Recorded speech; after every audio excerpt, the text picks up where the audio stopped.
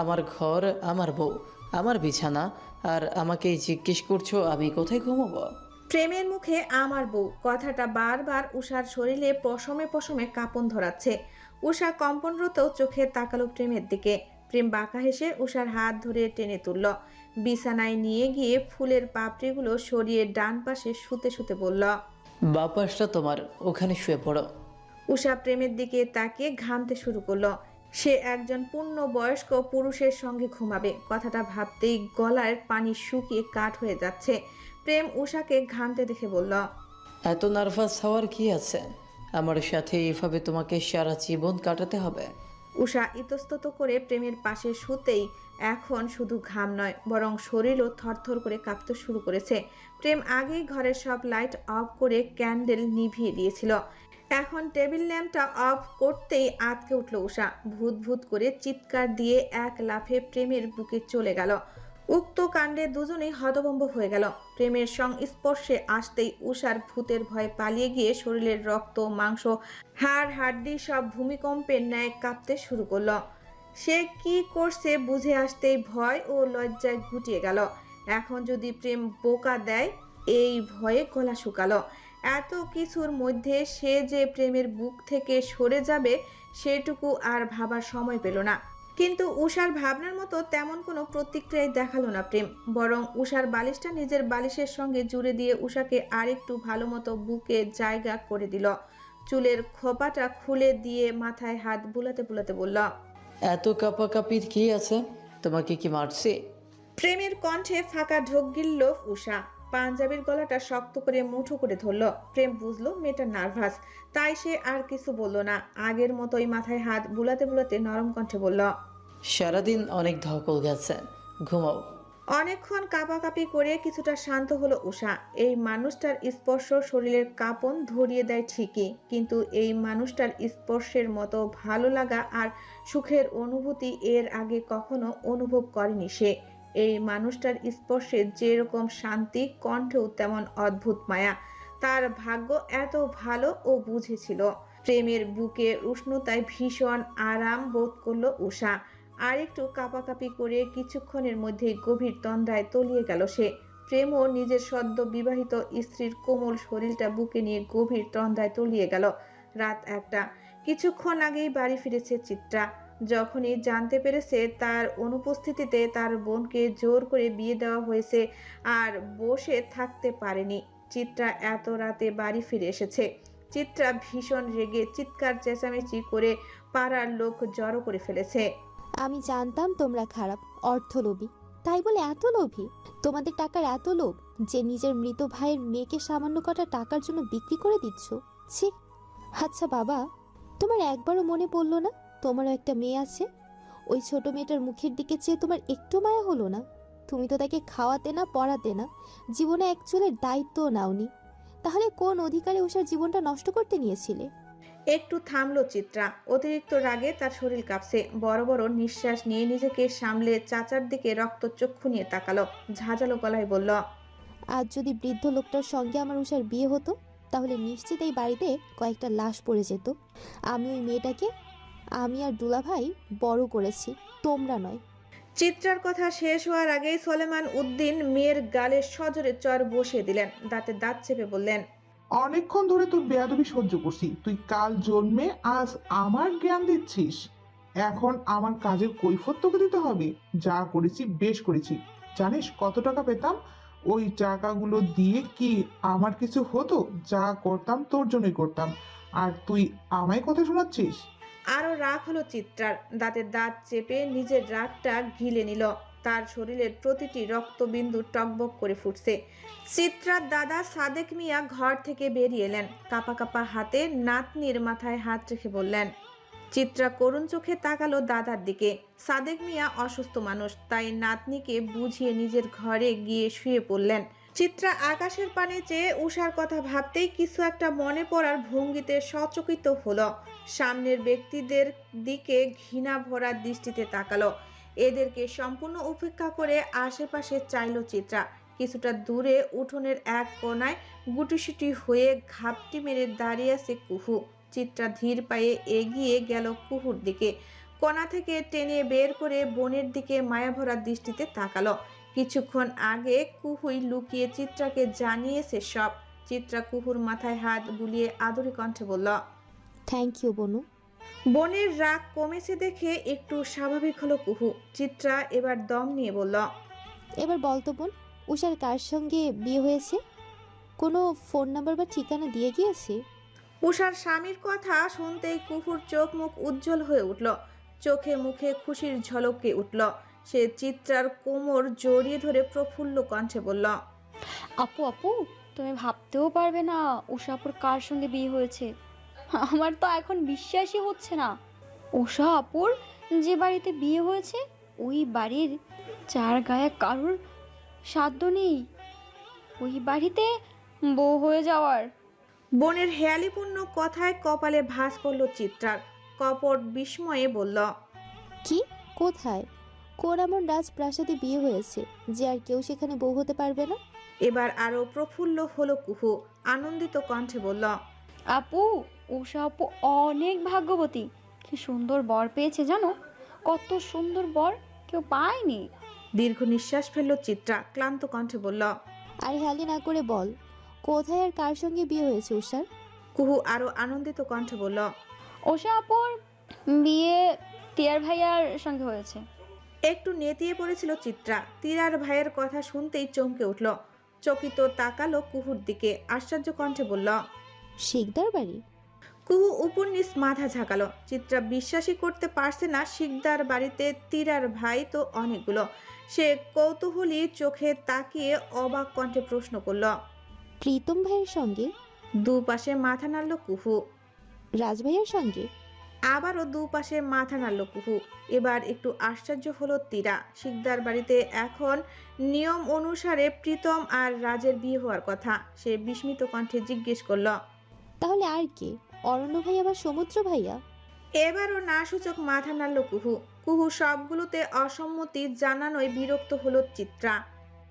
থিয়ার কোনো ভাই যদি বিয়ে না করে তাহলে শিকদার বাড়ির বউ হবে কিভাবে?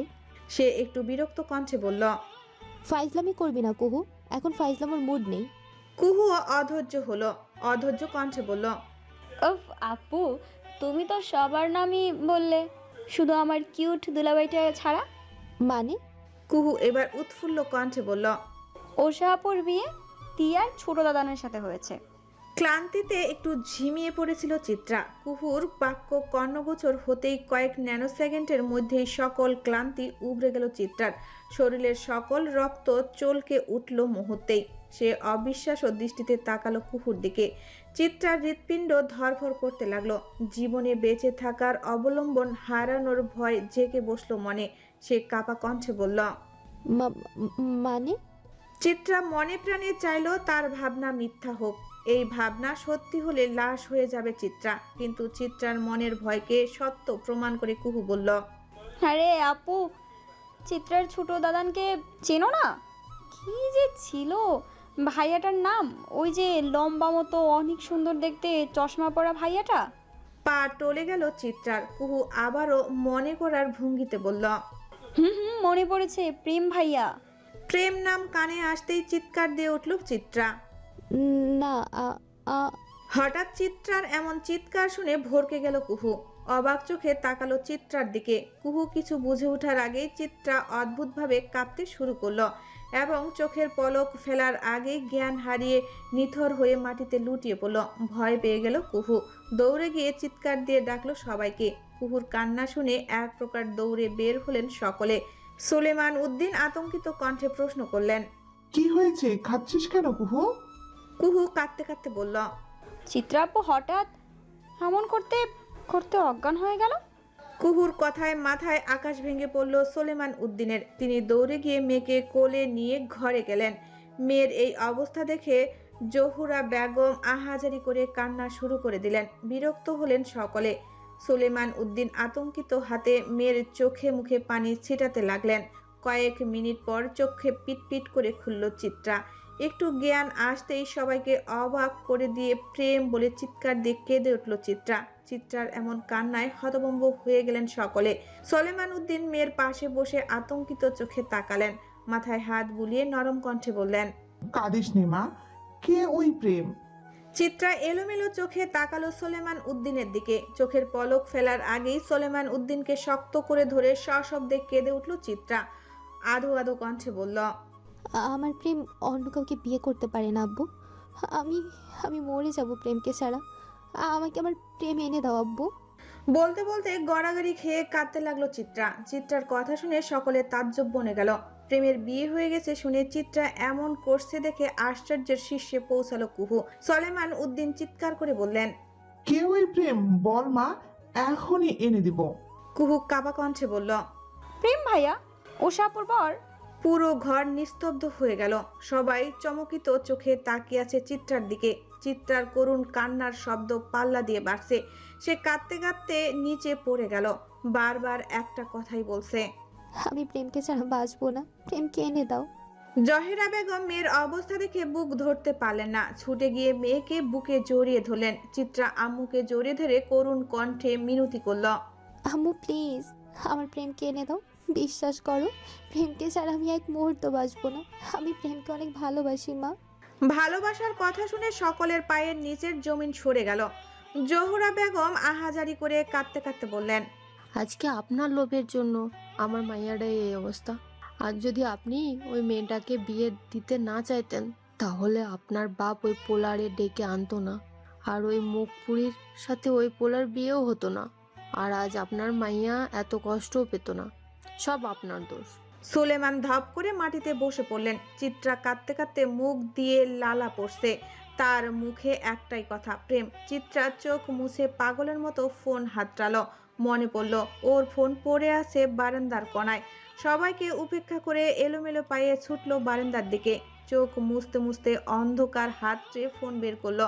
কাপা হাতে ঝাপসা চোখে ফোন দিল প্রেমের নাম্বারে। বালিশের পাশে সাইলেন্ট মুডে ফোন বেজে উঠল প্রেমের। প্রেম তখন উষাকে বুকে নিয়ে গভীর নিদ্রায় আসন্ন, তাই ফোন আর দেখলো না। সে কাপা হাতে আরো কয়েকবার ফোন করলো, কিন্তু রিসিভ হলো না। নিঃশ্বাস আটকে এলো চিত্রার।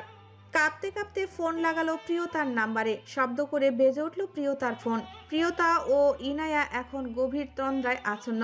এমন জোরালো শব্দ কানে আসতেই ঘুমের মধ্যে ভ্রু কুঁচকে ফেলল প্রিয়তা। কুসুম দিয়ে কান চেপে ধরল। প্রথমবার ফোন রিসিভ না হওয়ায় আবারও ফোন লাগালো চিত্রা।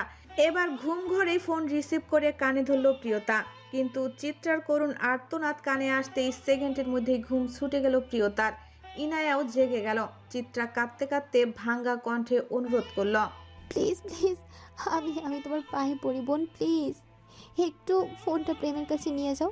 আমি একটু কথা বলবো তার সাথে। চমকে উঠল প্রিয়তা। ঘুম পালিয়ে গেল। সে নিজেকে ধাতস্থ করে ঘড়ির দিকে দেখল। রাত 2:25। প্রিয়তা কিছু বলছে না দেখে অধৈর্য হলো চিত্রা। এবার চিৎকার দিয়ে কেঁদে বলল, প্লিজ প্রিয়তা, আমার প্রেমের কাছে একটু নিয়ে যাও। চিত্রার কান্নায় প্রিয়তারও বুকে ব্যথা হলো। এই ব্যথা সম্পর্কে তার চেয়ে ভালো কে জানে। প্রিয়তা ধীর কণ্ঠে বলল, শান্ত হও আপু, আমার কথা শোনো। কালকে কথা বলবো ছোটদের সাথে। চিত্রা অধৈর্য হয়ে একটু রেগে বলল, প্লিজ আমার কথা শোনো প্রিয়তা, একটু বোঝো প্লিজ। আমার প্রেমের কাছে ফোনটা দাও।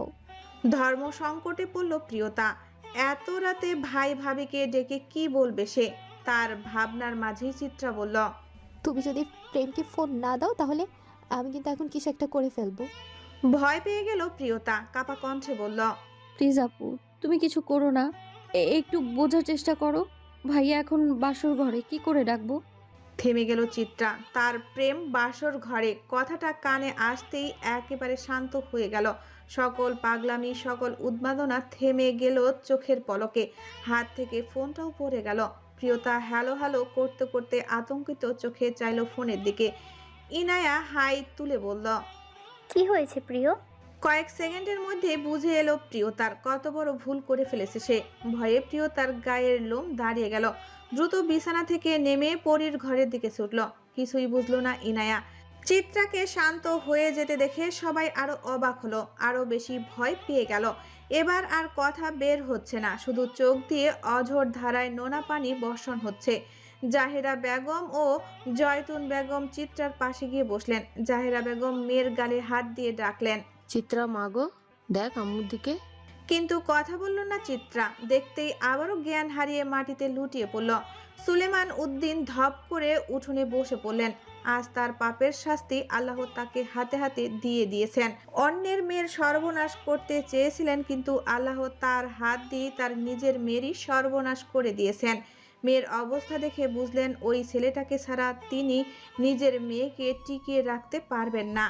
আর ওই ছেলে তার সামর্থ্যের মধ্যে নেই। সে তো আর যার তার ছেলে নয় যে ধরে বেঁধে এনে মেয়ের সাথে বিয়ে দিয়ে দিবে। সে সাদমান শিকদারের ছেলে। অন্যের মেয়ের অনিষ্ট করতে গিয়ে তিনি নিজের মেয়ের অনিষ্ট করে ফেলেছেন। এখন মনে শুধু একটাই প্রশ্ন, ওনার মেয়ে বাঁচবে তো? পরিণীতা, প্রিয়তা, ইনায়া, পূর্ণ সবাই মিলে পরিণীতার বারান্দায় দোলনায় বসে আছে। সকলের চিন্তা চেতনা জুড়ে একটা জিনিসই বিরাজ করছে, চিত্রা। পরিণীতা কিংকর্তব্য বিমুখ, মাথায় হাত দিয়ে চুপ করে বসে আছে। প্রিয়তা ব্যস্ত পায়ে অনবরত পায়চারি করতে করতে চিত্রার নম্বরে কল করে যাচ্ছে। ভয়ে রীতিমতো মেয়েটার শরীর ভিজে যাচ্ছে। ইনায়া গালে হাত দিয়ে বলল, তলে তলে এত কিছু চলে আর আমরা কিছুই না। প্রিয়, তুইও আমাদের কিছু বললি না। পূর্ণতা একটু চিন্তিত কণ্ঠে বলল, ওসব কথা বাদ দিয়ে ভাব, এখন কি করবি? অতিরিক্ত হচ্ছে না সবকিছু, কিছুই তো বুঝতে পারছি না। ইনায়া কিছুক্ষণ চুপ থেকে ভয়ার্ত কণ্ঠে বলল, যদি চিত্রা আপু সত্যি সত্যি উল্টাপাল্টে কিছু করে ফেলে, আমার মনে হয় আমাদের আর সময় নষ্ট করা উচিত না। এখনই প্রেম ভাইকে সব জানানো উচিত। প্রিয়তা ৩০তম বার ফোন করে নিরাশ হলো। পরিণীতার পাশে এসে ধপাস করে বসে পড়ল। উদ্ভ্রান্ত কণ্ঠে বলল, এখন কি করব? পূর্ণতা বলল, চল প্রেম ভাইয়াকে গিয়ে ডেকে আনি। ডেকে আনি বলতেই দাঁড়িয়ে পড়ল পূর্ণতা। সাথে সাথেই পরি ওর হাত টেনে বসিয়ে দিল। বিরক্ত কণ্ঠে বলল, তোর মাথায় কি গোবর পোড়া পূর্ণ? এখনই শেষ রাতে গিয়ে তুই ছোটদাকে ডেকে তুলবি, তারপর কি বলবি? চিত্রা আপু তার জন্য পাগলামি করছে, উষা ভাবি কি ভাববে? ছোটদা কি রিয়াকশন দেবে ভেবেছিস? আর সব থেকে বড় কথা, এখন কিভাবে ডাকবো দুজনকে? বিবেক কি গিলে খেয়েছিস? প্রিয়তা দীর্ঘশ্বাস ফেলল। এত স্ট্রেস আর নেওয়া যায় না। প্রিয়তা বলল, আমার মনে হয় না ওরকম কিছু হবে, কারণ চিত্রাপুর বাড়িতে অনেক লোক। যেভাবে চিৎকার দিয়ে কানাকাটি করছিল, আমি নিশ্চিত পাশে সবাই ছিল। তাই এই চিন্তাটা একটু কমলে চলবে। আর আমি এটা নিয়ে চিন্তাও করছি না। ইনায়া কৌতূহলী কণ্ঠে বলল, তাহলে কি নিয়ে চিন্তা করছিস? প্রিয়তা দীর্ঘশ্বাস ফেলল। ব্যথিত কণ্ঠে বলল, আজ থেকে চিত্রাপুর ধ্বংসের শুরু হলো। যতদিন পর্যন্ত না চিত্রাপুর ছোটদাকে পুরোপুরি ভুলতে পারবে, ততদিন জ্বলন্ত কয়লার মতো জ্বলে পুড়ে মরবে। কি ভীষণ যন্ত্রণায় কাটবে তার এক একটা দিন, এক একটা ক্ষণ। পরি প্রিয়তার দিকে তাকিয়ে বলল, আর আমার মনে হয় না চিত্রা আপু কখনো ভুলতে পারবে। বিচ্ছেদের ঘা, তার না পাওয়া নিরাদন্দু যন্ত্রণা, তার আসক্তির পাহাড়, যা কখনোই ভালোবাসাকে ভুলতে দেয় না, বরং চত্রবিধিক হারে তা মনের গভীর থেকে গভীরে শিকড় গেড়ে নেয়। আর সেখানে ছোট ভাবি চিত্রা আপুর বোন, সেখানে তো ছোটদা তার চোখের সামনেই থাকবে। ভুলে যাওয়ার কিভাবে সম্ভব? ওরা সকলেই ব্যথিত হলো। ইনায়া ভাবুক কণ্ঠে বলল, ওই জন্যই বোধহয় চিত্রা আপু প্রেম ভাইয়ার আশেপাশে সব সময় ঘুরঘুর করতো। তোমরা দেখোনি? আমি দেখেছি। সবাই ওর দিকে তাকালো। ইনায়া আবার, হ্যাঁ, চিত্রা আপু প্রায় সময় প্রেম ভাইয়ের দিকে তাকিয়ে থাকতো, কথা বলার বাহানা খুঁজতো। আরও কত কি, ওই যে প্রেমা আপুর বিয়ে হলো তখন আরও অনেক কিছুই দেখেছি, কিন্তু বেশি ভাবিনি, কারণ ভাইয়াকে কখনো চিত্রা আপুর দিকে তাকাতে দেখিনি বা কথা বলতেও দেখিনি। দীর্ঘ নিঃশ্বাস ফেলল পরিণীতা। ভারাক্রান্ত কণ্ঠে বলল, দুনিয়ার সব ঝামেলা কি ভাইদের সাথেই হওয়ার ছিল? সকল ঝামেলার যন্ত্রণা কি আমার ভাইদেরকেই দেয়? আবারও দীর্ঘশ্বাস ফেলে বলল, প্রথমে বড় দাদানকে সীমাহীন যন্ত্রণায় ছটফট করতে দেখতাম, তবুও নিজের মনকে বুঝতে দিতাম ওদের ভালোবাসা দুই তরফা, কষ্ট পেলে দুজনেই পাচ্ছে। কিন্তু ছোটদার ব্যাপারটা অন্যরকম। চিত্রা আপুর ভালোবাসা একপাক্ষিক। এখন চিত্রা আপুর এই একতরফা ভালোবাসার জন্য না আবার ছোটদার জীবনের কোনো ঝড় নেমে আসে। প্রিয় যে বর্ণনা দিল, তাতে মনে হয় না চিত্রা আপুর কখনো ছোটদাকে ভুলতে পারবে। জানি না কোন ঝড় অপেক্ষা করছে। ওদের কথা বলার মাঝেই প্রিয়তা লক্ষ্য করলো কিছুক্ষণের মধ্যেই সূর্যোদয় হবে। বাহিরের দিকে তাকিয়ে তার কিছু একটা মনে আসতেই তার সকল চিন্তা পালিয়ে গেল, মন প্রফুল্ল হলো। সে চিত্রা, প্রেম সবার ভাবনা এক পাশে রেখে চট করে উঠে দাঁড়ালো। প্রিয়তাকে দাঁড়িয়ে পড়তে দেখে ইনায়া বলল, কোথায় যাচ্ছিস? প্রিয়তা কিছু না বলে এক প্রকার দৌড় দিল। অবাক হয়ে গেল ইনায়া। প্রিয়তার যাওয়ার দিকে তাকিয়ে আবারও দীর্ঘশ্বাস ফেলল পরিণীতা, কারণ সে ভালোই জানে প্রিয়তা এখন কোথায় যাবে। প্রিয়তা দৌড়ে নিজের ঘরে গিয়ে ব্রাশের পেস্ট লাগিয়ে সেটা নিয়ে দৌড় দিল উপরের দিকে। 2 মিনিটের মধ্যেই শিকদার বাড়ির দীর্ঘ সিঁড়ি বেয়ে ছাদে উঠে এলো। আলতো হাতে ছাদের দরজা ঠেলতেই সামনের দৃশ্য দেখেই প্রিয়তার মাসুম মন বড়সড় একটা ক্রাশ খেয়ে বসল। অন্ধকার আকাশে একটু একটু সূর্যের কিরণ উকি দিচ্ছে। প্রণয় ছাদের মাঝখানে স্কিন টাইট ট্র্যাক প্যান্টের সাথে মার্শাল ফিট র্যাক পরে পুশ আপ দিচ্ছে। আলো অন্ধকারের মধ্যে তার পুরুষালী প্যাটানো শরীরটা প্রিয়তার নজর কাটছে। প্রিয়তা নিজের অজান্তেই মন্ত্রমুগ্ধের মতো এগিয়ে গেল প্রণয়ের দিকে। প্রণয়ের গা, কাঁধ, বুক ঘামে ভিজে, পাতলা স্কিন গেঞ্জিটা শরীরের সাথে লেপ্টে আছে। উন্মুক্ত হাত, বুক, কাঁধের পেশিগুলো বেশ স্বচ্ছ ঘাম চুয়ে চুয়ে পড়ছে। প্রিয়তা গালে হাত দিয়ে লোভাতুর চোখে তাকিয়ে গিলে খাচ্ছে প্রণয় ভাইকে। প্রণয় ভাইয়ের হটনেস দেখে প্রিয়তার মুখ থেকে আপনা আপনি বেরিয়ে এলো, হট চকলেট। প্রণয় পুশ আপ দিতে দিতে প্রিয়তার দিকে না তাকিয়ে বলল, এই শেষ রাতে না ঘুমিয়ে এখানে কি করিস? আচমকা প্রণয়ের পুরুষালী কণ্ঠে কেঁপে উঠল প্রিয়তা। ধ্যান ভঙ্গ হয়ে গেল তার। তাড়াতাড়ি চোখ অন্যদিকে ঘুরিয়ে আমতা আমতা করে বলল, সকালে ফ্রেশ এয়ার নিতে এসেছি। প্রণয় পুশ আপ দেওয়া বন্ধ করে বসল। প্রিয়তার দিকে তাকে ভ্রু কুঁচকে বলল, এখন সকাল?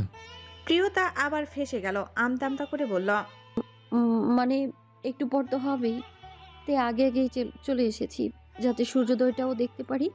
প্রিয়তার চোখ লুকিয়ে মিথ্যা বলা দেখে হেসে ফেলল প্রণয়। প্রিয়তা মনে মনে আফসোস করে বলল, বেটা আমায় দেখে পুশ আপ দেওয়া বন্ধ করে দিয়েছে। আমি গাধা, কেন যে সামনে গেলাম। সে আবার নিচু কণ্ঠে বলল, আপনার পুশ আপ দেওয়া শেষ প্রণয় ভাই। প্রণয় শান্ত চোখে তাকালো প্রিয়তার দিকে। প্রিয়তার উদ্দেশ্য বুঝতে পেরে বাঁকা হেসে বলল, হুম। মন খারাপ হয়ে গেল প্রিয়তার। যা দেখতে ছুটে এলো সেটাই আর হলো না। সে মন খারাপ করে বলল, ও। প্রিয়তাকে মুখ অন্ধকার করে ফেলতে দেখে ঠোঁট কামড়ে হাসলো প্রণয়। প্রিয়তার দিকে তাকিয়ে দুষ্টু কণ্ঠে বলল, ইচ্ছে তো ছিল আরো 100 খানিক দেওয়ার। প্রণয়ের মুখের কথা খসার আগে প্রিয়তার মুখ ঝলমল করে উঠল। উচ্ছ্বাসিত কণ্ঠে বলল, তাহলে দিন। প্রণয় হতাশ হয়ে বলল, থাক, আচার দেব না। জিমে গিয়ে 50 কেজি ডাম্বেল তুলব। প্রিয়তার হাসি হাসি মুখটা আবারও আমাবস্যার রাতের মতো অন্ধকার হয়ে গেল। মুখ কালো করে বলল, কেন? এই না বললেন দিবেন, তাহলে আবার জিমে গিয়ে ডাম্বেল তোলার কি দরকার? এখানেই পুশ আপ দিন না। প্রণয় আবারও হতাশ কণ্ঠে বলল, 50 কেজি তুলতে হবে। এখানে আমি 50 কেজি কোথায় পাবো? প্রিয়তার মন খারাপ হলো। কিছুক্ষণ ভেবে বলল, 50 কেজি নেই, 48 কেজি আছে, চলবে? প্রিয়তার কথায় প্রশস্ত হাসলো প্রণয়। প্রিয়ার মনের বাসনা বুঝে বলল, ঠিক আছে, 48 কেজি না হইতে। প্রিয়তা লাজুক হাসলো। লজ্জা মিশ্রিত কণ্ঠে বলল, উপর হয়ে শুয়ে পড়ুন। প্রণয় প্রিয়তার দিকে তাকিয়ে পুশ আপ দেওয়ার ভঙ্গিতে শুয়ে পড়ল। প্রিয়তার হাতের ব্রাশটা রেলিংয়ের উপরে রেখে ধীর পায়ে এগিয়ে গেল প্রণয়ের কাছে। তার কেমন গলা শুকাচ্ছে, বুকও হালকা হালকা কাঁপছে, কিন্তু নিজের কাঁপাকাঁপি বন্ধ করে প্রণয়ের পিঠের উপর শুয়ে পড়ল। নিজের উপর ছোট্ট দেহের ভারটা অনুভব হতেই তীব্র শান্তিতে বুকটা ভরে গেল প্রণয়ের। ঠোঁটে ফুটে উঠল প্রশান্তিরময় হাসি। প্রিয়তা রিনরিন কণ্ঠে বলল, দিন এখন। প্রণয় হেসে আবারও পুশ আপ দিতে শুরু করলো। আর প্রিয়তা মন প্রাণ ভরে প্রণয়ের ঘামে ভেজা শরীরের গন্ধ নিজের মধ্যে শুষে নিতে লাগলো। প্রতিদিন সকালে জিমে ওয়ার্কআউট করার আগে 1 ঘন্টা করে পুশ আপ দেওয়া প্রণয়ের নিত্য অভ্যাস। আগে প্রায়ই এমনভাবে প্রিয়তাকে পিঠে নিয়ে পুশ আপ দিত, আর প্রিয়তা নেশাগ্রস্তের মতো প্রণয়ের ঘামে ভেজা শরীরের ঘ্রাণ নিত।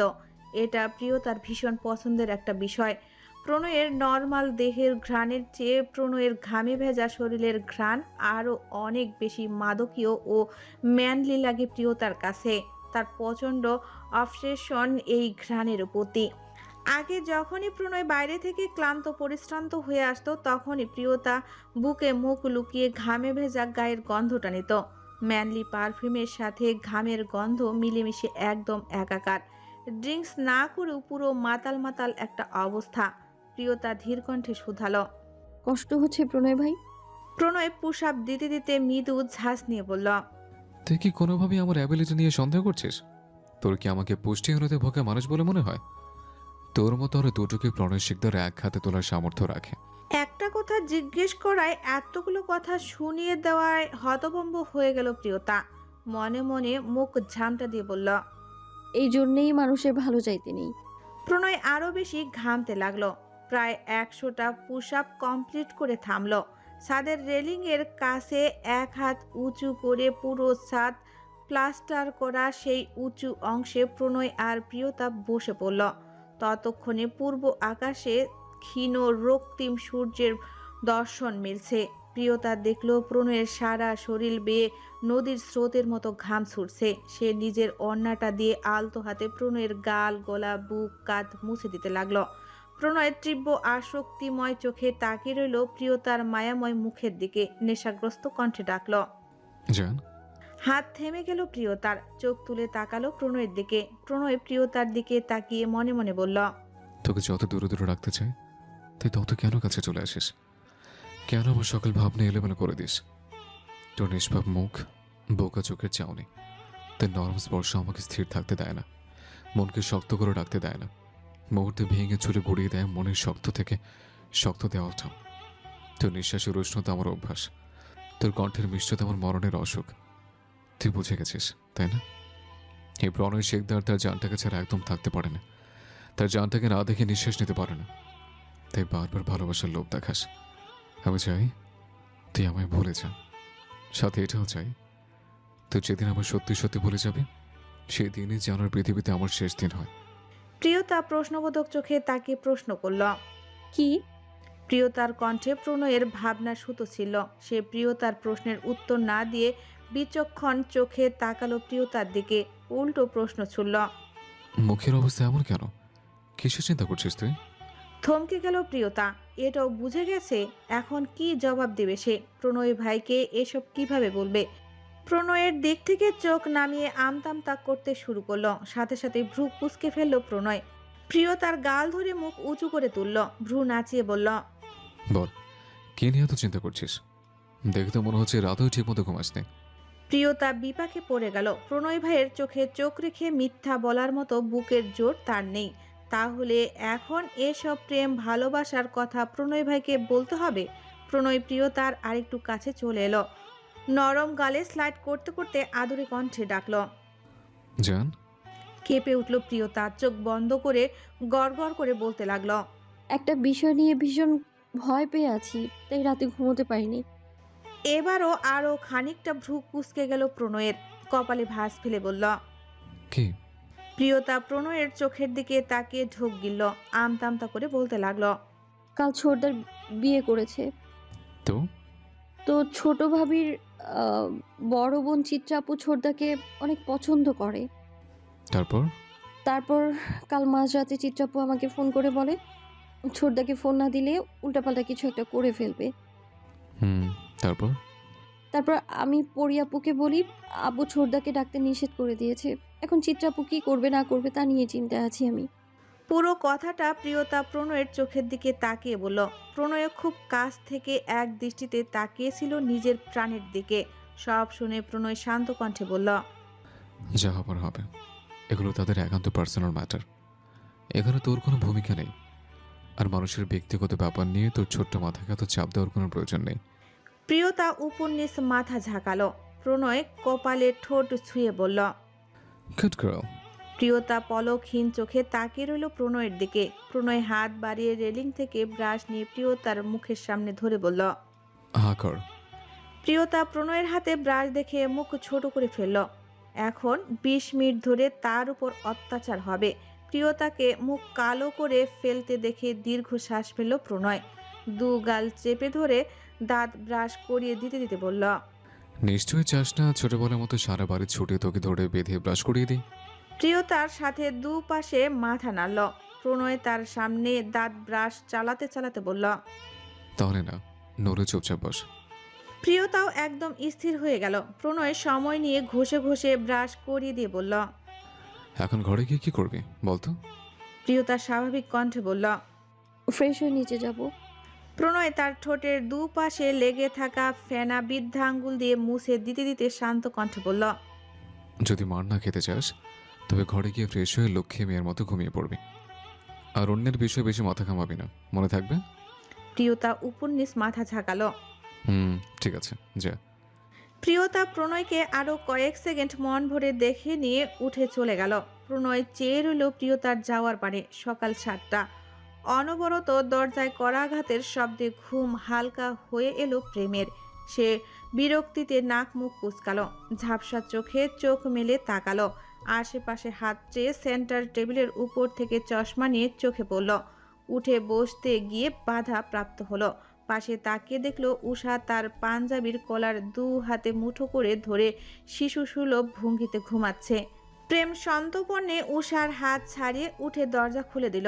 প্রহেলিকা হাতে শাড়ি গহনা আরও কিছু জিনিসপত্র নিয়ে দাঁড়িয়ে আছে। প্রেম কপাল কুঁচকে বলল। বড় আপু, তুমি এত সকালে? প্রহেলিকা হেসে বলল। বড় আম্মু পাঠিয়েছেন তোর বউকে রেডি করে নিয়ে যেতে। কিছু নিয়ম আচার বাকি আছে, তা কোথায় তোর বউ? প্রেম দরজা থেকে সরে দাঁড়ালো। প্রহেলিকা ঘরে প্রবেশ করে চারপাশে চাইল। প্রেম ধীর কণ্ঠে উষাকে ডাকল।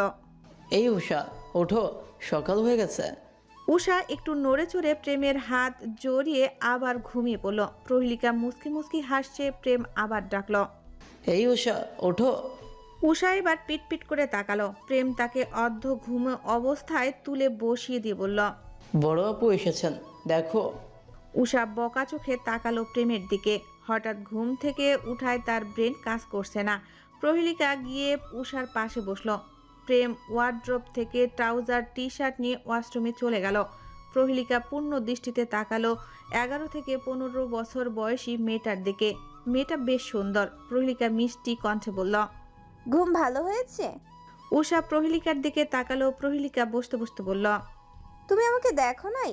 আমি প্রেমের বড় আপু। উষার দৃষ্টি পরিবর্তন হলো, সাথে সাথেই সালাম দিল। প্রহেলিকা মেয়েটার সুশিক্ষার উপর প্রসন্ন হলো।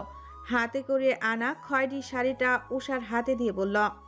এটা বড় আম্মু দিয়েছেন, গোসল সেরে এটা পরে রেডি হয়ে নিচে আসো। উষা হাত থেকে শাড়ি নিয়ে কিছুটা অবাক কণ্ঠে প্রশ্ন করল। এত সকালে গোসল করব আপু? আর একটু বেলা হলে করি? প্রহেলিকা একটু ইতস্তত করে বলল। এটাই নিয়ম, তাই এখনই গোসল করে এটা পরে নিও। উষা এবার মাথা নাড়িয়ে সম্মতি জানালো। প্রহেলিকা একটা মেডিসিনের পাতা এগিয়ে দিয়ে বলল। এটা থেকে একটা খেয়ে নাও। উষা সেটা হাতে নিয়ে খেলো। বিস্মিত কণ্ঠে বলল। আমি তো অসুস্থ না আপু, ওষুধ কেন খাবো? প্রহেলিকার একটু লজ্জা লাগলো। যতই হোক ছোট ভাইয়ের বউ, সে একটু নিচু কণ্ঠে বলল। এটা পেইন কিলার, একটা খেয়ে নাও, শরীরের সব ব্যথা বেদনা চলে যাবে। উষা এবার আরো বড় করে তাকালো প্রহেলিকার দিকে। আপত্তি জানিয়ে বলল। আমার তো কোথাও ব্যথা নেই আপু। প্রহেলিকা ভ্রু কুচকালো। উষাকে মাথা থেকে পা অবধি খুঁটিয়ে খুঁটিয়ে পর্যবেক্ষণ করলো। একটু কৌতূহলী কণ্ঠে বলল। তোমার হাতে পায়ে গায়ে ব্যথা নেই? উষা দুপাশে মাথা নাড়ল। প্রহেলিকার চতুর মস্তিষ্ক যা বুঝার বুঝে নিল। সে উষার হাত থেকে মেডিসিনের পাতাটা নিয়ে বলল। তাহলে থাক, এটা খেতে হবে না। তুমি শুধু গোসল সেরে এটা আর কিছু গয়না আছে ওগুলো পরে নিচে চলে আসো, কেমন? উষা মাথা নাড়িয়ে সম্মতি জানালো। প্রহেলিকা হেসে বেরিয়ে গেল। উষা উঠে বিছানাপত্র গুছিয়ে পেছনে ফিরে তাকাতেই ঝাটকা খেল। আপনা আপনি আবারও তার হাত পা কাঁপতে শুরু করলো। প্রেম শুধু ট্রাউজার পরে কাঁধে টি শার্ট ঝুলিয়ে টাওয়াল দিয়ে গা মুছতে মুছতে বেরিয়েছে। তার উন্মুক্ত পুরুষালী ফর্সা পৃষ্ঠ, চওড়া কাঁধ, পিঠ বেয়ে বিন্দু বিন্দু জলের কোনা গড়িয়ে পড়ছে। হাতের ও কাঁধের পেশিগুলো টাইট হয়ে ফুলে ফেপে উঠেছে। উষা দ্রুত নিজের চোখ খিচে বন্ধ করে নিল। তার বুক অস্বাভাবিক হারে কাঁপছে। সে কাঁপা কাঁপা কণ্ঠে তুতলিয়ে বলল। এ কি আপনি খালি গায়ে ঘুরে বেড়াচ্ছেন কেন? প্লিজ কিছু পরেন, আমার লজ্জা লাগছে তো। উষার কণ্ঠে পিছু ফিরে তাকালো প্রেম। উষাকে আবার কাল রাতের মতো কাঁপতে দেখে ভ্রু কুচকালো। গা মুছা বাদ দিয়ে উষার সামনে গিয়ে দাঁড়ালো। তীক্ষ্ণ চোখে উষার কাঁপাকাঁপি কিছুক্ষণ পর্যবেক্ষণ করে বুকে হাত গুজে বলল, চোখ খুলো। উষা খুলে না, বরং আরো জোরে খিচে বন্ধ করে নিল। প্রেম দীর্ঘশ্বাস ফেলে কাঁধের টি শার্টটা পরে নিল। এবার চোখ খুলো। উষা ধীরে ধীরে চোখ খুলে তাকালো। বুকের কাপড় কিছুটা কমেছে। সে আর প্রেমের দিকে না তাকিয়ে দ্রুত ওয়াশরুমে ঢুকে পড়ল। প্রেম দীর্ঘশ্বাস ফেলে ঘর থেকে বেরিয়ে নিজের আর্ট গ্যালারিতে চলে গেল। প্রিয়তা, পরিণীতা, ইনায়া, পূর্ণতা, প্রেরণা, তীরা সবাই ভিড় জমিয়েছে শিকদার বাড়ির রান্নাঘরে। আজকের সব রান্না তাদের ছোট ভাবি করবে। অনুশ্রী বেগম উষার মাথায় হাত রেখে আদুরে কণ্ঠে বললেন, মা, তুমি সব পারবে না, আমরা হেল্প করে দেই। উষা চমৎকার হেসে বলল, না আম্মু, আমি সব পারবো। অনুশ্রী বেগম নিজের ছেলের বউয়ের দিকে প্রসন্নে তাকালেন। কপালে চুমু খেয়ে বললেন, যদি কিছু দরকার হয় ডাক দেবে। উষা মাথা নাড়ল। অনুশ্রী বেগম চলে গেলেন। ইনায়া দুষ্টু দুষ্টু হেসে বলল, ভাবি, কালকে ঘুম কেমন হলো? প্রেম ভাইয়া বাসুরাতে কি গিফট দিল? উষা লজ্জায় মাথা নিচু করে নিল। নাজুক কণ্ঠে বলল, দোয়া করে দিয়েছেন। ওরা একসাথে চিৎকার দিয়ে উঠল। পরিণীতা উষার গলায় উকি ঝুঁকি মারতে মারতে বলল, ভাবি, কোনো লাভ সাইন দেখছি না কেন? ভাইয়া নিশ্চয় অনেক রোমান্টিক। ইনায়া এক চোখ টিপ দিয়ে বলল, এত সুন্দর বউ পেয়েও রোমান্টিক না হলে ভাইয়ের জীবনটাই বৃথা। আমি যদি প্রেম ভাইয়া জেগে থাকতাম, আগামী 10 দিন ঘর থেকে বের হতাম না। ঘরের বাইরে বড় বড় করে লিখে রাখতাম, ডু নট ডিস্টার্ব।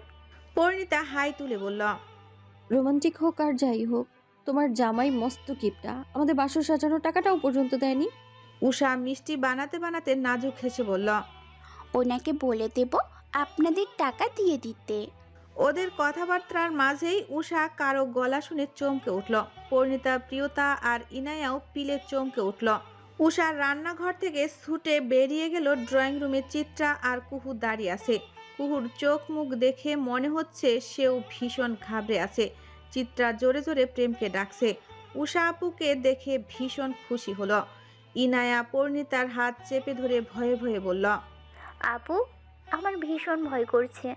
পরিণীতা আর প্রিয়তারও বুক ধরফর করছে। উষা ছুটে গিয়ে চিত্রাকে জড়িয়ে ধরল। কান্না মিশ্রিত কণ্ঠে বলল, আপু, তুমি এসেছো? উষাকে দেখে আবার চিত্রা শান্ত হয়ে গেল। চিত্রার গলা শুনে অরণ্য, সমুদ্র, অনুশ্রী বেগম আর তনুশ্রী বেগম বেরিয়ে এলেন। চিত্রার চেহারার সৌন্দর্যে মলিনতা ঢাকা পড়েছে। চোখের সাদা অংশ রক্তাভ দেখে ঠিক লাগছে না। সে অশ্রু চোখে উষার দিকে তাকাতেই টুপ করে পানি গড়িয়ে পড়ল। উষার মাথা থেকে পা পর্যন্ত শিকদার বাড়ির বউদের মতো গায়ে দামি শাড়ি, মাথায় ঘোমটা, হাতে কানে স্বর্ণের ভারী গহনা। এই সাজটা বুঝি তার প্রেমের বউ হিসেবে। চিত্রা চিৎকার দিয়ে কাঁদতে ইচ্ছা হচ্ছে।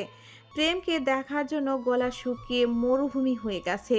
প্রিয়তা লক্ষ্য করল চিত্রার ভাব ভালো না। সে ছুটে গিয়ে চিত্রার এক হাত চেপে ধরল। চোখের ইশারায় কাঁদতে মানা করল। অনুশ্রী বেগম এগিয়ে এসে বললেন, উষা, তুমি চিত্রাকে চেনো? উষা উপর নিচ মাথা ঝাঁকালো। কে হয় তোমার? আমার আপু। মানে তুমি যে বলছিলে তোমার কেউ নেই। পরিণীতা অনুশ্রী বেগমকে পুরো ঘটনা খুলে বলল। অনুশ্রী বেগম বিস্মিত হতভম্ব। তিনি অবাক কণ্ঠে বললেন, চিত্রার পরিবার তোমার সাথে এমন করেছে? লজ্জিত হলো চিত্রা। মাথা নিচু করে নিল। উষা মাথা নিচু করে বলল, আম্মু, চিত্রা আপু আমাকে সব সময় রক্ষা করেছে। চিত্রা আপু না থাকলে হয়তো আমিও থাকতাম না। অনুশ্রী বেগম চিত্রার দিকে তাকালেন, মৃদু হেসে বললেন, আমি জানি চিত্রা কতটা ভালো মেয়ে, কিন্তু চিত্রার মতো মেয়ের পরিবার এমন ভাবতেই কেমন লাগছে। অনুশ্রী বেগম বললেন, ছাড়েন তো বড় আপা। তিনি চিত্রার উদ্দেশ্যে বললেন, আসো মা। চিত্রার পা এগোচ্ছে না। তার এসব কিছুই ভালো লাগছে না। সে শুধু প্রেমকে দেখতে চায়। পরিণীতা প্রিয়তাকে ইশারা দিল। প্রিয়তা বলল, নাস্তার সময় চলে এসেছে, ভাবি তাহলে তুমি চিত্রা আপুর সাথে কথা বলো, আমরা রান্নাটা সেরে নিই। উষা সাথে সাথেই আপত্তি জানিয়ে বলল। না না আপু, আমি করব। উষা চিত্রার দিকে তাকিয়ে বলল। তুমি যাবে না আপু, তোমার সাথে অনেক কথা আছে। বলে চোখের পানি মুছে রান্নাঘরে চলে গেল। অনুশ্রী বেগম আর তনুশ্রী বেগমও চলে গেলেন। পরিণীতা আর প্রিয়তা চিত্রাকে ধরে তাদের ঘরে নিয়ে দরজা বন্ধ করে দিল। প্রিয়তা রিকোয়েস্ট করে বলল। আপু প্লিজ, এ বাড়িতে কাউকে কিছু বলো না, নইলে বিশাল সমস্যা হয়ে যাবে। চিত্রা আর নিজেকে ধরে রাখতে পারল না, প্রিয়তাকে জড়িয়ে ধরে আবারও হাউমাউ করে কেঁদে উঠল। আহত কণ্ঠে বলল। আমি কাউকে কিছু বলবো না, আমাকে শুধু একটু প্রেমকে দেখতে দাও প্লিজ। আমি একটু আমার প্রেমকে দেখব। থেমে গেল ওরা। প্রিয়তা চিত্রার চোখের পানি মুছে দিয়ে বলল। এই চোখের পানি মানুষকে দেখিও না আপু, তারা তোমায় ছোট করবে, কিন্তু তোমার ব্যথাটা বুঝে তার মূল্যায়ন করবে না। চিত্রা এবার কাঁদতে কাঁদতে বসে পড়ল, চোখ মুছে বলল। প্লিজ আমাকে প্রেমের কাছে যেতে দাও। প্রিয়তা আরো কিছু বলতেই চাচ্ছিল, কিন্তু পরিণীতা তাকে থামিয়ে দিল। চিত্রাকে টেনে তুলে বলল। ছোটদা আর্ট গ্যালারিতে আছে। ইনায়া দরজা খুলে দিল। চিত্রা আর কারো দিকে না তাকে উন্মাদের মতো ছুটল। পূর্ণতা রাগান্বিত কণ্ঠে বলল। এটা কি করলি পরি? চিত্রা আপু এখন এগুলো প্রেম ভাইয়াকে বলবে। প্রেম ভাইয়া এগুলো জেনে কি করবে? শুধু শুধু বিব্রত হবে। প্রেম ভাইয়া এখন বিবাহিত, এটা চিত্রা আপুর বোঝা উচিত। চিত্রা আপুর এসব অনুভূতির কথা এখন আর কোনো মূল্য নেই। পূর্ণতার কথায় প্রিয়তার বুকের রক্ত ছলকে উঠল। তার অবস্থাও তো একই। মুহূর্তেই চোখে অশ্রু চলে এলো প্রিয়তার। পূর্ণতা আবার বলল। এখন প্রেম ভাইয়া চিত্রা আপুর ছোট বোনের স্বামী, আর ছোট বোনের স্বামীকে ভালোবাসার কথা বলা কত জঘন্য একটা ব্যাপার। তুই কেন যেতে দিলি? পরিণীতা পূর্ণতার দিকে তাকালো, শান্ত কণ্ঠে বলল। তুই কখনো কাউকে ভালোবাসিসনি তাই না?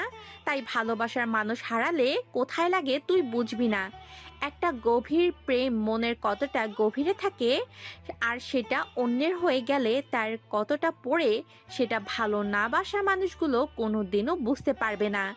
এমনকি আমিও বুঝতে পারবো না চিত্রা আপুর অনুভূতিগুলো, কারণ আমার জীবনে কোনোদিনও এমন পরিস্থিতি আসেনি। আর যারা কোনোদিন এমন পরিস্থিতিতে পড়েনি তারা কিভাবে বুঝবে ভালোবাসা হারানোর যন্ত্রণা কতটা। পৃথিবীর সবচেয়ে সুন্দর ব্যাপার হচ্ছে আমি যাকে ভালোবাসি সেও আমাকে ভালোবাসে, আর পৃথিবীর সবচেয়ে নিষ্ঠুর ব্যাপার হচ্ছে আমি যাকে ভালোবাসি সে অন্য কারো। আমি প্রথম শ্রেণীর মানুষ, আমি যাকে ভালোবাসি সে আমাকে তার জীবনের থেকেও ভালোবাসে। তাই আমি বুঝবো না, কিন্তু অনুভব করার চেষ্টা তো করতেই পারি। এখন ছোটদার কাছে চিত্রা আপুকে যেতে না দিলে তোর কি মনে হয় সব ঠিক হয়ে যাবে? কখনোই না। হ্যাঁ, ছোটদা উষার স্বামী, সেটা আমরা বললেই চিত্রা আপু বুঝতে চাইবে না, মানতেও চাইবে না। এটা ছোটদাকে বলতে হবে। তাই চিত্রা আপুকে নিজেকে সামলানোর জন্য হলেও অন্তত একবার ছোটদার সাথে কথা বলাটা জরুরি। চুপ হয়ে গেল পূর্ণতা। আসলেই পরি ভুল কিছু বলেনি। ওরা সকলে একযোগে দীর্ঘ নিঃশ্বাস ফেলল। প্রেম নিজের আর্ট গ্যালারিতে মনোযোগ সহকারে পেন্টিং করছে। তার যে আর্ট এক্সিবিশন হওয়ার কথা ছিল সেটা আপাতত বাতিল হয়ে গেছে। তাই সেটার জন্য আরও কিছু পেন্টিং দ্রুত বানানো প্রয়োজন। প্রেম গভীর মনোযোগে হাত চালাচ্ছিল। হঠাৎ একটা শব্দ কানে আসতেই হাত থেমে গেল প্রেমের। সে পেছনে ঘুরে সামনে তাকাতেই ঝড়ের বেগে কেউ এসে বুকে আছড়ে পড়ল। তাল সামলাতে না পেরে প্রেম 2 কদম পিছিয়ে গেল। চিত্রা প্রেমের টি শার্ট খামচে ধরে বুক ফাটা কান্নায় ভেঙে পড়ল। করুণ কণ্ঠে বলল। এমন কেন করলে প্রেম? তোমার কি একবারের জন্য আমার কথা মনে পড়লো না? তুমি কেন একবারের জন্য বুঝলে না আমি তোমাকে কতটা ভালোবাসি? কেন আমায় এভাবে শেষ করে দিলে প্রেম? কেন আমার মোনাজাতে রাখা বুকটা অন্য কারো নামে লিখে দিলে? কেন এমন করলে প্রেম? কেন? এর থেকে তুমি নিজে আমাকে শেষ করে দিতে। বিশ্বাস করো, এত কষ্ট হতো না। আমি নিঃশ্বাস নিতে পারছি না প্রেম। মনে হচ্ছে কেউ আমার কলিজাটা ধরে টেনে ছিঁড়ে নিচ্ছে। আমি আমি শেষ হয়ে যাচ্ছি প্রেম, একদম শেষ হয়ে যাচ্ছি। আমি তোমাকে অনেক ভালোবাসি প্রেম। থমকে গেল প্রেম। এক ঝটকায় চিত্রাকে সরিয়ে দিল নিজের কাছ থেকে। চিত্রার চোখে মুখের অবস্থা দেখে প্রেমের বুকে কোথাও একটা হাহাকার ছড়িয়ে পড়ল। চিত্রার বলা বাক্যের কালকের মাটি চাপা দেওয়া অনুভূতিগুলো সচল হয়ে মাথা চাড়া দিয়ে উঠল। তবুও প্রেম নিজেকে শক্ত করে রুক্ষ কণ্ঠে বলল, এসব কি আচরণ চিত্রা? বলা নেই ক নেই, এইভাবে জড়িয়ে ধরার মানে কি? আর কী সব আবল তাবল বলছো? চিত্রা আহত চোখে তাকালো প্রেমের দিকে, আবারও শক্ত করে প্রেমকে আষ্টে পিষ্টে জড়িয়ে ধরে বলল, প্লিজ প্রেম, আমাকে একটু শান্তি দাও, না হলে আমি এখনই নিঃশ্বাস আটকে মরে যাব। বিশ্বাস করো, অনেক কষ্ট হচ্ছে আমার। প্রেমের অজান্তেই চোখের কোণে পানি চলে এলো, তবুও সে নিজেকে শক্ত রাখলো। আবার চিত্রাকে নিজের থেকে দূরে সরিয়ে দিয়ে বলল, আমাকে টাচ করো না চিত্রা, আমি বিবাহিত। প্রেমের মুখে বিবাহিত কথাটা চিত্রার হৃদয়টা এফোর ওফোর করে দিল। সে এবার কাঁদতে কাঁদতে প্রেমের সামনে লুটিয়ে পড়ল, ধরা গলায় বলল, হয় আমাকে মেরে ফেলো প্রেম, না হয় যেভাবেই হোক আমাকে তোমার করে রাখো। আমি পৃথিবীর আর কিচ্ছু বুঝতে চাই না, শুধু তোমার কাছে একটু স্বস্তি চাই। চিত্রার এমন অবস্থায় প্রেমের মস্তিষ্কের সবকিছু গুলিয়ে যেতে লাগলো। কাল যে ব্যাপারটা অত্যন্ত সহজ মনে হয়েছিল, আজ সেটা ভীষণ কঠিন লাগছে। সে চিত্রার দিকে তাকিয়ে শক্ত কণ্ঠে বলল, তুমি যে আমাকে ভালোবাসো আমাকে কোনোদিনও বলেছিলে, আর তাই এখন এইসব কথা একদম নিরর্থক। আমি বিবাহিত চিত্রা, উষা আমার স্ত্রী। একজন বিবাহিত পুরুষের কাছে ভালোবাসা চাওয়ার চেয়ে ঘৃণিত ব্যাপার আর কিছু হতে পারে না। আমি জানি না তোমার মনে আমার জন্য কি আছে না আছে, তবে আমার মনে তোমার জন্য কিছু নেই। আমি যাকে বিয়ে করেছি তার সাথেই থাকতে চাই। বলে হন্তদন্ত হয়ে বেরিয়ে গেল প্রেম। চিত্রা প্রেমের যাওয়ার দিকে তাকে চিৎকার দিয়ে কেঁদে উঠে বলল, যেও না প্রেম।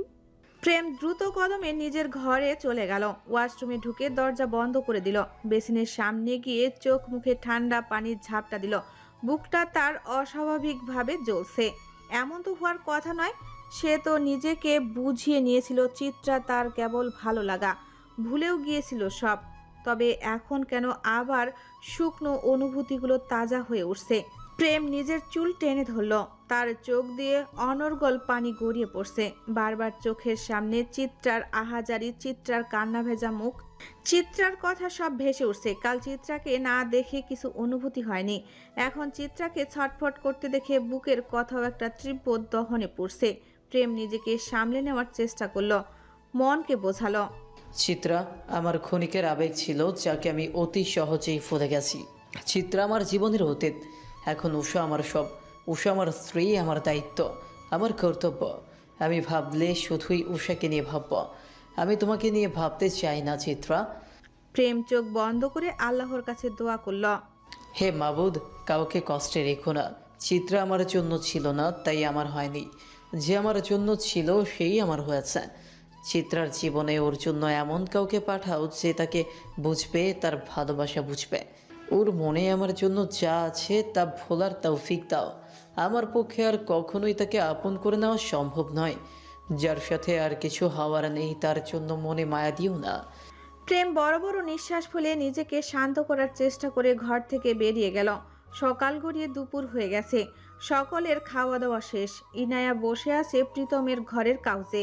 ইনায়া শিকদার বাড়িতে এসেছে 20টা ঘন্টা হয়ে গেছে, অথচ পেয়ারিলালের কাছ থেকে এখনো একটা চুমু জুটেনি। চুমু খাওয়া তো দূর, বেটার দেখাও মিলেনি। রসগোল্লা রসগোল্লা বলে মুখে ফেনা তোলা পেয়ারেলালের কাছ থেকে চুমু খাওয়া ইনায়ার অভ্যাস হয়ে গেছে। এখন পেয়ারেলাল দিতে না চাইলে ও ইনায়া তাকে তুলে নিয়ে এসে চুমু খেয়ে মন চায়। ইনায়া কাউচে বসে গালে হাত দিয়ে হিবিজিবি চিন্তায় বিভোর হয়ে গেল। মনে মনে ভাবল, আমার পেয়ারালাল কি নতুন বেটি পাইলো? আমি কি রোগা হয়ে গেলাম? সে নিজের দিকে তাকিয়ে বলল, না, সব তো ঠিকই আছে, তাহলে পাত্তা দিচ্ছে না কেন? ব্যাটা লুচুর কি হলো? হায়, আমার পেয়ারালালের দিকে না জানি কোন ডাইনি নজর পড়েছে। ইনায়া বসে এপাশ ওপাশ করতে লাগলো। আরও কিছুক্ষণ অপেক্ষা করে অধৈর্য হয়ে পড়ল সে। পেয়ারেলালের দুঃখ আর প্রাণে সয় না। সে গালে হাত দিয়ে মনের দুঃখে বেসুরো গলায় গেয়ে উঠল। এসকে গ্রুপের কাজের এত চাপ বেড়েছে যে প্রীতম দম ফেলার সময় পাচ্ছে না। সে মাত্রই বাসায় এসে ঘরে ঢুকতেই এমন একটা চমৎকার গান কানে আসতেই পা থেমে গেল, সাথে সাথেই ভ্রু বাঁকিয়ে ফেলল। কিন্তু ইনায়া তাকে লক্ষ্য করলো না, সে মনের দুঃখে গেয়েই চলছে। প্রীতম দেওয়ালে হেলান দিয়ে বেশ কিছুক্ষণ ইনায়ার গান এনজয় করলো। তার ঠোঁটের কোণায় লেগে রয়েছে দুর্দর্শ পাকা হাসি। গান গাইতে গাইতে হঠাৎ সজোরে দরজা লাগানোর শব্দে লাফিয়ে উঠল ইনায়া। আতঙ্কিত চোখে পেছনে তাকাতেই দেখল প্রীতম দরজা লাগিয়ে এগিয়ে আসছে, ঠোঁটে তার দুষ্টু হাসি।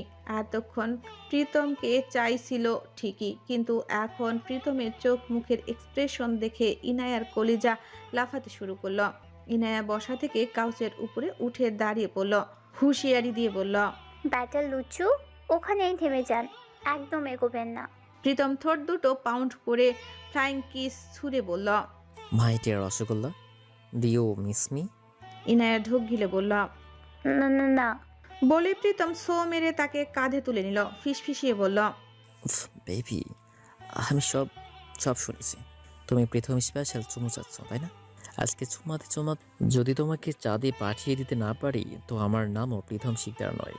বলে ইনায়াকে বিছানায় ছুঁড়ে মারল। ইনায়া ভয় ভয় করে বলল, না, আমি চুমু খাবো না। প্রীতম কাছে আস্তে আস্তে বলল, প্রীতম শীতের কাছে ফর্ম সাবমিট করার অপশন আছে, কিন্তু ক্যান্সেলের কোনো অপশনই নেই বেবি। বলে খপ করে ধরে ফেলল। বিসমিল্লাহ বলে ইনায়ার ফুলো ফুলো গালের উপর মিশন চুমু স্টার্ট করে দিল। সেই সকাল থেকে অনুশ্রী বেগমের মাথাটা প্রচণ্ড ব্যথায় ছিঁড়ে যাচ্ছে। অনেক বাম লাগানোর পরও কাজ হচ্ছে না, তাই তিনি চোখ বন্ধ করে শুয়ে আছেন। ব্যথায় দু চোখের কান্নিশ বেয়ে অঝরে পানি পড়ছে। এই সব মাথা ব্যথা শুধু চিন্তা করতে করতে বাড়িয়েছেন তিনি। চোখ বন্ধ অবস্থায় কপালে হঠাৎ নরম দুটি হাতের অস্তিত্ব অনুভব করলেন। সাথে সাথে চোখ মেলে তাকালেন তিনি। উষা তার ছোট ছোট হাতে সুনিপুণভাবে ওনার কপালের দুপাশে মালিশ করে দিচ্ছে। অনুশ্রী বেগম মুগ্ধ চোখে তাকালেন। উষা নমনীয় কণ্ঠে জিজ্ঞেস করল, বেশি ব্যথা করছে আম্মু? অনুশ্রী বেগমের ভীষণ আরাম লাগছে উষার মালিশে। তিনি আবার চোখ বন্ধ করে বললেন, তুমি কিভাবে বুঝলে আম্মু আমার ব্যথা করছে? উষা মৃদু হেসে বলল, সকাল থেকে দেখছি আপনি মাথা ধরে বসে আছেন, আবার চোখ দিয়ে পানিও আসছে, তাই বুঝলাম আপনার হয়তো মাথা ব্যথা করছে। মনে মনে তৃপ্ত হলেন অনুশ্রী বেগম। সন্তুষ্ট কণ্ঠে বললেন, তুমি এত খেয়াল করো আম্মু? আমার নিজের মেয়েরাই তো এত খেয়াল করে না। উষা মুখ ছোট করে বলল, আপনি তো কাল বলেছিলেন আমি আপনার মেয়ে, আবার এখন বাদ দিয়ে দিচ্ছেন? হেসে ফেললেন অনুশ্রী বেগম। তৃপ্তি নিয়ে বললেন, মা হওয়ার জন্য গর্ভে ধারণ করা আবশ্যক নয়। তুমি যদি আমার মেয়ে না হতে এত খেয়ালই করতে না। জানো আম্মু, প্রেমও তোমার মতন, কিন্তু আমার ছেলেটা কাজের চাপে সব সময় খেয়াল রাখতে পারে না। আমি প্রেমের উপর ভীষণ খুশি যে তোমার মতো একটা মেয়ে আমায় এনে দিয়েছে। তাছাড়া আজকালকার বউদের যা চরিত্র। উষা আরো সুনিপুণভাবে মালিশ করতে করতে বলল, আপনার যখনই মাথা ব্যথা হবে আমায় ডাকবেন আম্মু। অনুশ্রী বেগম হেসে বললেন, মাথা ব্যথা এখন অনেকটাই কম লাগছে। তিনি শোয়া থেকে উঠে বসলেন। উষার মাথায় হাত বুলিয়ে বললেন, দোয়া করি জীবনে অনেক সুখী হও। উষা লজ্জা মিশ্রিত হেসে ফেলল। তিনি নিজের হাত থেকে সাবেকি আমলের বড় বড় দুটা বালা খুলে উষার দু হাতে পরিয়ে বললেন, এগুলো কখনো হাত থেকে খুলবে না আম্মু, এগুলো বংশীয় প্রতীক। এই দুইটা প্রেমের বউয়ের নামে ছিল, তাই তোমাকে দিলাম। উষা অনুশ্রী বেগমের বুকে মাথা রেখে বলল, আমি একটু আপনার কাছে থাকি আম্মু। অনুশ্রী বেগম মাতৃস্নেহে উষার মাথায় হাত বোলাতে লাগলেন। উষা অনুশ্রী বেগমের কাছাকাছি থাকলে সে তার মৃত মাকে অনুভব করতে পারে। অনুশ্রী বেগম যেভাবে মাতৃস্নেহে জড়িয়ে নেন উষাকে, আম্মুর মৃত্যুর পর অতটা ভালোবেসে আর কেউ কখনো জড়িয়ে নেয়নি। প্রহেলিকা হাতে প্রেগনেন্সির কিট নিয়ে দাঁড়িয়ে, যেখানে স্পষ্ট একটা লাল দাগ। তার রাগে দুঃখে কান্না পাচ্ছে। এইবারও প্রেগনেন্ট আসেনি। সে হতাশ হয়ে পড়ল। তাকে হতাশা এসে চারিদিক থেকে ঘিরে ধরছে। কি করবে সে এখন? কিভাবে প্রণয়কে আরো শক্তভাবে নিজের সাথে জড়িয়ে রাখবে? এতগুলো মাস ধরে একটাবারও সে পজিটিভ সাইড পায়নি। প্রহেলিকা মনে মনে ভাবলো কাল সে একজন গাইনির ডাক্তার কনসাল্ট করবে। সে ওয়াশরুম থেকে বের হতেই দেখলো প্রণয় বিছানায় বসে আছে। প্রণয়কে দেখে সে বাঁকা হাসলো। শাড়ি ঠিক করিয়ে এগিয়ে গিয়ে প্রণয়ের গা ঘেঁষে বসলো। নেকামো করে বলল, কাল দুপুর থেকে কোথায় হাওয়া হয়ে গেছিলে জান? প্রণয়ের হাতে ও কপালের রক্ততীব্র রাগে ফুলে যাচ্ছে। সে এতক্ষণ প্রহেলিকার অপেক্ষাতেই ছিল। প্রহেলিকা প্রণয়ের আরো একটু কাছে আসতেই প্রণয় খপ করে প্রহেলিকার চুলের মুঠি ধরে ফেলল। চুলের মুঠি ধরে দাঁড় করিয়ে প্রহেলিকা কিছু বুঝে ওঠার আগেই তার গায়ে সর্বশক্তি দিয়ে সজোরে চর বসে দিল। সঙ্গে সঙ্গেই প্রহেলিকা ছিটকে 3 হাত দূরে গিয়ে পড়ল। সে অবাক চোখে তাকালো প্রণয়ের দিকে। প্রণয় হিংস্র চোখে তাকিয়ে তেড়ে সে প্রহেলিকার গালে আরেকটা চর মারল। চিৎকার দিয়ে বলল, কেন করলি আমার সাথে এমন? কেন আমার জীবনটা জাহান্নাম বানিয়ে দিলি? তোর আর তোর বাপের সব কথা তো মেনে নিয়েছে, তারপর কেন জানার পেছনে হাত দিয়ে পড়ে আছিস? কেন আমার জানকে শান্তি দিচ্ছিস না? কেন বারবার আমার দুর্বলতায় আঁচড় কাটছিস? কিসের তো হিংসে তোর? আরেকদিন যদি আমার জানার দিকে তোর নোংরা হাত বাড়াস, আই সোয়ার তোর কলিজা কেটে আমার পোষা চিতা বাঘকে খাইয়ে দেব। প্রহেলিকা প্রণয়ের এমন রূপ আগে কখনো দেখেনি, এমন বাক্য প্রণয়ের মুখে আগে কখনো শুনেনি। প্রণয় ওর দিকে ঘৃণিত দৃষ্টিতে তাকিয়ে বাঁ হাতে থাকা ইঞ্জেকশনটা প্রহেলিকার গায়ে সজোরে বসিয়ে দিল। সঙ্গে সঙ্গে চিৎকার করে উঠল প্রহেলিকা। প্রহেলিকা চিৎকার দিয়ে উঠল। তার সামনের দুনিয়াটা ঝাপসা হতে শুরু করলো। সে প্রণয়ের দিকে ঝাপসা দৃষ্টিতে তাকিয়ে আহত কণ্ঠে বিব্রত করল, সব মিথ্যা হলেও আমার ভালোবাসা মিথ্যা ছিল না প্রণয়। আমি তোমাকে অনেক ভালোবাসি প্রণয়। বলতে বলতে নিস্তেজ হয়ে গেল প্রহেলিকা। তীব্র ঘৃণায় মুখ ফিরিয়ে নিল প্রণয়। ঘাট থেকে গেঞ্জিটা টেনে খুলে ডাস্টবিনে ছুঁড়ে মারল প্রণয়।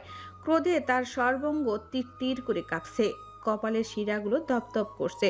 শুদ্ধ দরজার কাছে পা ভাঁজ করে দাঁড়িয়ে সিনেমা দেখার ভঙ্গিতে সকল দৃশ্য উপভোগ করতে করতে আরশি ভঙ্গিতে কফির মুখে চুমুক দিচ্ছে। ঠোঁটের কোণে লেগে তার চির পরিচিত সেই বাঁকা হাসি।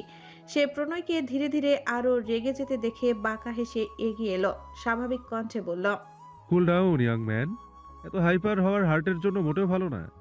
আর আমি একজন রেসপন্সিবল হার্টের ডাক্তার হয়ে এসব অনাচার মেনে নিতে পারি না। প্রণয় ক্রুদ্ধ দৃষ্টিতে তাকালো শুদ্ধের দিকে। হাত মুষ্টিবদ্ধ করে বড় বড় নিঃশ্বাস ফেলতে লাগলো। শুদ্ধ ওর অবস্থা দেখে ঠোঁট এলিয়ে হাসলো। কফির মগে হাত ঘুরাতে ঘুরাতে বলল, বহু বছরের পুষে রাখা রাগ কি আর দুটো থাপ্পড়ে যাবে? আর দুটো লাগিয়ে দিতি। কিন্তু আফসোস, তুই চাইলে ওকে এর থেকে বেশি আর কিছু করতে পারবি না। Cause she is very dangerous. আমি যতই বলি ওর মাথা গু ভর্তি, কিন্তু তুই আর আমরা দুজনেই জানি ও আসলে কি এবং কি কি করতে পারে। So be careful. ওর একটা ইশারায় তোর আমার সবার জীবন জাস্ট চোখের নিমিষে শেষ হয়ে যাবে, আর আমাদের বসে বসে সেটা দেখা ছাড়া কোনো গতি থাকবে না। প্রণয় বসা থেকে উঠে দাঁড়ালো। শুদ্ধের হাত থেকে কফির মগটা নিয়ে তাতে লম্বা চুমুক দিল। হাসলো শুদ্ধ। দুজন প্রহেলিকাকে ওভাবেই ফেলে রেখে চলে গেল। প্রণয় যেতে যেতে বলল, তোর এত উত্তেজনা কিসের? ডিস্ট্রয় করলে আমার লাইফ ডিস্ট্রয় করে দিয়েছে। তোর তো আর কিছু নয়, বরং এতে তোর সুবিধাই হয়েছে। শুদ্ধ আবারও প্রণয়ের হাত থেকে কফির মগটা নিয়ে তাতে চুমুক দিল। রহস্যময় কণ্ঠে বলল, তা অবশ্য ঠিক বলেছিস। ও যা করেছে তাতে আমার লাভ ছাড়া বিশেষ কোনো লস নেই। After all she is my crime partner. কিন্তু ভয় যে একটা জায়গাতেই, আমার প্রাণ পাখিটা যে ওর কাছেই বাধা। ওকে বোকা বানিয়ে রাখতে পেরেছি বলেই এখনো আমার প্রাণ পাখি অক্ষত রেখেছে। তাহলে ও যা হিংসে পরায়ণ, তাতে তোকে পেতে শেষ করে দিতেও আমার সুইটহার্টকে, তখন তুইও মরতি আর আমিও মরতাম। আর এসব তোকে বলছি বা কেন? তবে ভাই, তোর ধৈর্য আছে মানতেই হবে। তোর ধৈর্য আছে, তার 1%ও আমার নাই। কিভাবে এমন একটা জিনিসকে হ্যান্ডেল করিস ভাই? এই যে তুই দিনরাত ওর সাথে হ্যাপি কাপলের অভিনয় করিস, তোর হাত ধরে না বিরক্তি লাগে না? প্রণয় ছাদের রেলিংয়ে হেলান দিয়ে তমসাচ্ছন্ন আকাশের দিকে তাকালো। নিকশ কালো আধারের দিকে তাকিয়ে দীর্ঘ নিঃশ্বাস ফেলে বলল, আমার জানকে বাঁচানোর জন্য এছাড়া দ্বিতীয় কোনো রাস্তা নেই। এটা আমার জীবন হয়ে আছে, বাঁচলে আমাকে এভাবেই বাঁচতে হবে, আর এর থেকে মুক্তির উপায় নেই। এই আপনার শিখতে প্রণয় সম্পূর্ণ ফেসে গেছে। ও যদি কোনোভাবে একটুও কিছু আজ করতে পারে, তো এরপর ডিরেক্টলি ব্ল্যাকমেল করা স্টার্ট করে দেবে, আর আমিও তখন যা চাইবে তাই করতে হবে। তখন এইসব ছলছতের কোনো কাজে আসবে না। প্রণয়ের কথায় হঠাৎই শুদ্ধের ঠোঁটের কোণে দুষ্টু হাসি খেলে গেল। সে প্রণয়ের দিকে তাকে ভ্রু নাচিয়ে বলল, ও তো তোর টাকা পয়সা কিছু চায় না, শুধু তোর দেহ চায়। তোর কি কপাল ভাই! প্রণয় তার দিকে বিরক্ত চোখে তাকালো। শুদ্ধ আবারও দুষ্টু হেসে বলল, বন্ধ ঘরে সাবধানে থাকিস ভাই। তুই ওই ঘরে থাকিস, আর এই ঘরে আমার ভয়ে কলিজা লাফায়। খালি মনে হয় কখন জানি তোর ইজ্জত লুটে নিল, কখন জানি তোকে খেয়ে ছেড়ে দিল। যতই হোক, বিয়েটা তো আর সত্যি নয়। এখনই তোর ইজ্জত লুটে নিলে পরে তোকে কে বিয়ে করবে? শুদ্ধের এমন সিরিয়াস টাইমে রসিকতা প্রচণ্ড হতাশ হলো প্রণয়। সাথের হাতা গুটিয়ে ধপাধপ শুদ্ধের পিঠে কয়েকটা ঘা বসিয়ে দিয়ে বলল, আমার ভার্জিনিটি নিয়ে তোকে এত চিন্তা করতে হবে না। পিঠ ধরে কেঁকিয়ে উঠল শুদ্ধ। এরপর কিছুক্ষণ দুজনেই নীরব রইল। শুদ্ধ আকাশপানে তাকিয়ে বুক ভরে নিঃশ্বাস নিয়ে বলল, আমার আমার এখনো বিশ্বাস করতে ইচ্ছে হয় না তুই এত সহজে আমার সুইটহার্টকে আমার জন্য ছেড়ে দিলি। প্রিয়তাকে ছেড়ে দেওয়ার কথাটা কানে যেতেই প্রণয়ের বুকটা স্যাঁত করে উঠল। সে শুদ্ধের দিকে তাকিয়ে তাচ্ছিল্য করে বলল,